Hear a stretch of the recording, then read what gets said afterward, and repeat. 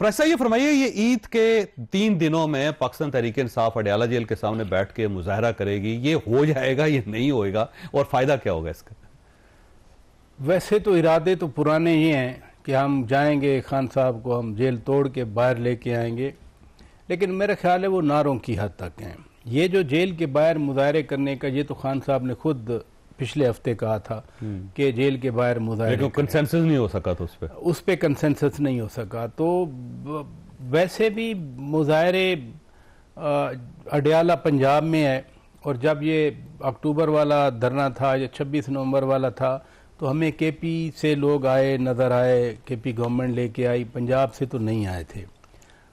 अब अगर किसी पंजाब वाले से बात की जाए कि आप अपनी पार्टी के हवाले से आगे क्यों नहीं आते, तो वो यही कहते हैं कि जी छापे पड़ते हैं जी, फिर हम तंग होते हैं। फिर छापे पड़ने से तो तब्दीलियां नहीं लाई जा सकती ना। यानी हमने इस मुल्क में देखा है कि कैसे कैसे वो कहते हैं मैं तब्दीली लाना चाहता हूँ, छापा नहीं पड़ना चाहिए, छापा नहीं पड़ना, मेरी गिरफ्तारी नहीं होनी चाहिए, गिरफ्तारी मुझे धूप भी नहीं चाहिए। लगनी चाहिए। इसलिए प्री जज तो बंदा नहीं कर सकता, लेकिन ज़ाहिर लोग जाएंगे वहाँ, नारे शारे लगाएंगे। मुझे इससे ज्यादा अडयाला जेल के बाहर कोई ऐसी एक्टिविटी, 3 दिन धरना नहीं हो सकता? नहीं, 3 दिन हो नहीं सकता, क्योंकि इधर एक दफा किया था, इधर पार्लियामेंट हाउस के सामने, एक बंदा नहीं था वहाँ। हाँ, तो इसलिए वो जो हम तो ट्रैक रिकॉर्ड के हवाले से बात करते हैं, और अब भी मसलन इतना इख्तलाफ और इंतशार है अंदर, यानी पार्लियामान की जो सलामती कमेटी के इजलास में नहीं गए थे, लेकिन बाहर निकलकर खुद चेयरमैन जो बैरिस्टर गौहर खान साहब हैं, जो उन्होंने बात की, उससे लग रहा था कि वो इस फैसले से राजी नहीं है, खुश नहीं है। काज़मी साहब, हाँ जी, काज़मी साहब, ये फरमाइएगा, ये हो जाएगा, को फायदा होगा पाकिस्तान तहरीक इंसाफ को, ये जो पिछली नाकामी है उसे दोहराएगी पार्टी? देखिए, पहली बात तो ये कि उनका राइट है। पाकिस्तान के अंदर इस वक्त जमहूरी हुकूमत है कि जिस जमहूरी हुकूमत के अंदर हमें भी पता है कि जी अगर कोई अपना डेमोक्रेटिक राइट एक्सरसाइज करेगा तो रात को उसके घर पे छापे पड़ेंगे। ये एक लम्हा फिक्रिया होना चाहिए हम सब के लिए। इसलिए कि बात फिर यहाँ पे नहीं रुकती ना, फिर सारे सेगमेंट्स ऑफ सोसाइटी उससे मुतासर होते हैं। ये तो हुकूमत का जो किरदार है वो इंतहाई जो है मायूस कुन है, दोनों जमातों का, पीपल्स पार्टी का और नून लीग का। बाकी जहां तक उस दूसरी जमात का ताल्लुक है, वो तो आजकल जेल के गेट पर लड़ रहे हैं कि भाई मेरे बंदे, इसको अंदर नहीं जाने देना, इसका तो मैंने नाम ही नहीं दिया। तो वो उनमें तो कंसेंसस हमें नजर नहीं आ रहा है। कभी पता चलता है कि फैसल फरीद चौधरी सब कुछ देख रहे हैं, अचानक पता चलता है कि उनको तो निकाल दिया गया है। किसने निकाला पता ही नहीं, कोई पता नहीं है। अब फैसल फरीद साहब कह रहे हैं कि जी इमरान खान साहब की जुबानबंदी करने की कोशिश की जा रही है।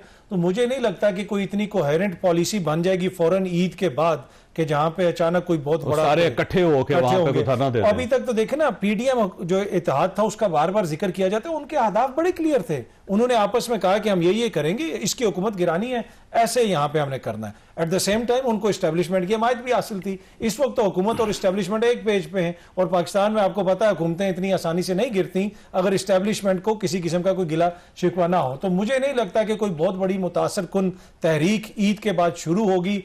तहरीक इंसाफ वाले तो ये कह रहे हैं, मौलाना साहब से भी राब्तों में हैं, अली अमीन साहब भी कह रहे हैं। सारी उम्मीदें मुझे लगता है मौलाना से वाबस्ता हैं कि मौलाना आएंगे तो इंकलाब आ जाएगा। वो मेरे ख्याल में ये, अब मुझे ये लगता है कि जो सलमान अकरम राजा साहब करने की कोशिश कर रहे हैं कि कुछ चीज़ों को काम डाउन किया जाए, सियासी पारा नीचे लाया जाए, कोई एंगेजमेंट की जाए, सोशल मीडिया पे थोड़ा सा तवज्जो दी जाए, और उस तरीके से चीज़ों को आगे बढ़ाया तो हो जाएगा। आपका ख्याल है कुछ फायदा होगा? मुझे अभी फिलहाल कहना तो कबल वक्त होगा। फिलहाल मुझे हुकूमत में कोई कमजोरी नजर नहीं आ रही, ना ही हुकूमत से मुझे कोई गिला शिकवा नजर आ रहा है कि कोई हुकूमत को क्यों कोई डिच करेगा। ये प्रेस साहब, ये जो वैसे थोड़ी सी फिलॉसफी बदली है पाकिस्तान तहरीक इंसाफ की, वो कहते हैं कि एंगेज करें किसी तरीके से ताकि मामला सेटल हो सकें। तो ये जो पारा नीचे लाया जा रहा है, एंगेजमेंट की जा रही है, कोई फायदा होगा? जी, इंगेज करने वाले तो बड़े अरसे से कह रहे हैं ना कि इंगेजमेंट हो जाए। फैसला कर रहे खान साहब ने, खान साहब फिर ट्वीट कर देते हैं या ये खान पार्ट 2 कैब कभी कल उन्होंने ताज़ियत की भी एक करवाई है। वो ठीक है ये, लेकिन जब टॉन्ट करने पे आते हैं खान साहब तो फिर वो कुछ नहीं छोड़ते ना। और ये जो पिछला ट्वीट था वो फिर 71 पे आ गया था। एक टॉन्ट होता है। तो बाहर वाले राजा साहब हैं या रऊफ हसन साहब कई बार कहते रहे कि हम इंगेज करना चाहते हैं। बैरिस्टर गौहर खान तो मीटिंग भी कर गया है पेशावर वाली, वो खैर लीक हो गई थी, बताना कोई भी नहीं चाह रहा था। इमरान खान साहब ने खुद बता दिया था। मैं कह रहा हूँ लीक हो गई थी ना, इसलिए मुझे नहीं इंगेजमेंट का। जो फैसला करना है, जो हुक्म देना है, जो हदायत देनी है, वो खान साहब ने करना है। खान साहब किसी मूड में नहीं है कि वो कहीं इंगेज करेंगे। बाकी जितने बाहर वाले हैं वो करते रहें, अपनी तरफ से कोशिशें करते रहें। वो खुद ही कह देते हैं कि जी असल जो फैसला है वो खान साहब ने करना है। यहाँ ये रही बात मौलाना फजलुर रहमान साहब की, देखें ना, अभी उन्होंने 26 अप्रैल को अपना इजलास रख दिया है कि 26 अप्रैल को हम बैठ के हम हमारी मजलिस अमल जो है, मरकजी मजलिस अमल, उस पर बात करेगी। तो यानी अप्रैल तो गया ना, अब पता नहीं वो इजलास 26 को होता भी है। मौलाना प्रॉपर सियासतदान नहीं, इसमें तो ये पीटीआई को भी शक नहीं होना चाहिए ना अचकजई साहब को शक होना चाहिए, ना किसी और को शक होना चाहिए। लेकिन आप मौलाना साहब की प्रायोरिटी ये देखें ना कि इधर से मसलसल ये इंसिस्टेंस थी, इसरार था कि जी ईद के बाद हम तहरीक चलाएंगे, हमें सड़कें गर्म करनी है। हाँ, मौलाना साहब ने अप्रैल के आखिर में डेट दी कि हमारे जो है ना लोग वो बैठेंगे, वो उस पे गौर करेंगे और उसके बाद हम सोचेंगे, फैसला करेंगे जो भी है। लेकिन क्या मौलाना साहब और पीटीआई के दरमियान वाकई कोई एक कॉमन पॉइंट आ गया? अभी तक तो नहीं आया। बिल्कुल ठीक है, मैंने इजाजत ली। दोनों मेहमानों का शुक्रिया अदा करता हूं और साथ प्रोग्राम का जो अगला हिस्सा होगा उसमें अली मोहम्मद खान साहब हमारे साथ होंगे और उनसे सवाल सिंपल है कि पार्टी इस बार अडयाला जेल के सामने कुछ कर पाएगी। छोटी सी ब्रेक को दोबारा हजरत।